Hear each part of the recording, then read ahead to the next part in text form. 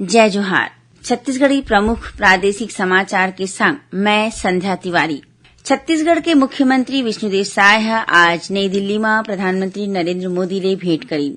ये दौरान ओमन प्रधानमंत्री ले छत्तीसगढ़ के विकास और जनहित ले जुड़े मुद्दा ऊपर गोठ बात करीन। मुख्यमंत्री विष्णुदेव साय आज नई दिल्ली में उपराष्ट्रपति जगदीप धनखड़ और केंद्रीय गृह मंत्री अमित शाह, केंद्रीय वित्त मंत्री निर्मला सीतारमण, रेल मंत्री अश्विनी वैष्णव ले घलो सौजन्य भेंट करीन। ये दौरान राज्य के उप मुख्यमंत्री अरुण साव और विजय शर्मा घलो मौजूद रहीन।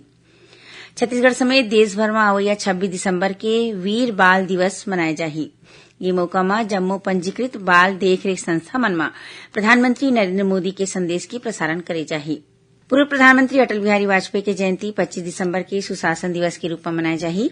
ए मौका में राज्य के किसान मन ला खरीफ विपणन बछर 2014-15 और 2015-16 के धान के बाँचे बोनस की राशि करीबन 3,716 करोड़ रुपया के भुगतान करे जाही। मुख्य सचिव अमिताभ जैन आज रायपुर में वीडियो कॉन्फ्रेंसिंग के माध्यम ले आयोजित बैठका में अधिकारी मन राज्य सरकार के घोषणा पत्र के क्रियान्वयन बर समयबद्ध कार्य योजना तैयार करे के निर्देश दीन।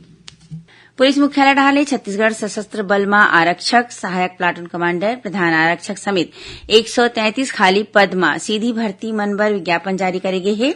ये पद मन ऊपर भर्ती बर ऑनलाइन आवेदन की प्रक्रिया अवैया 1 जनवरी ले शुरू होही। 15 फरवरी तक आवेदन करे जा सकही। सुकमा जिला में आज हुए मुठभेड़ में सुरक्षा बल मन 3 ले 4 माओवादी घायल होके दावा करे हे। बीजापुर जिला में डुमरी पालनार के जंगल में माओवादी मन डाहर ले बनाए गए करीबन 30 फीट ऊंचा स्मारक ला डीआरजी और महिला कमांडो के सामलाट टीम ध्वस्त कर देही। दंतेवाड़ा जिला में जगरगुंडा थाना क्षेत्र के पलारगुट्टा बेनपल्ली के जंगल में सुरक्षा बल मन 6 माओवादी मन गिरफ्तार करे हे और राजधानी रायपुर के साइंस कॉलेज मैदान में 23वां सब जूनियर राज्य स्तरीय तीरंदाजी प्रतियोगिता के आयोजन करे जावत हे। ये रहिस अब तक के प्रमुख प्रादेशिक समाचार। जय जोहार।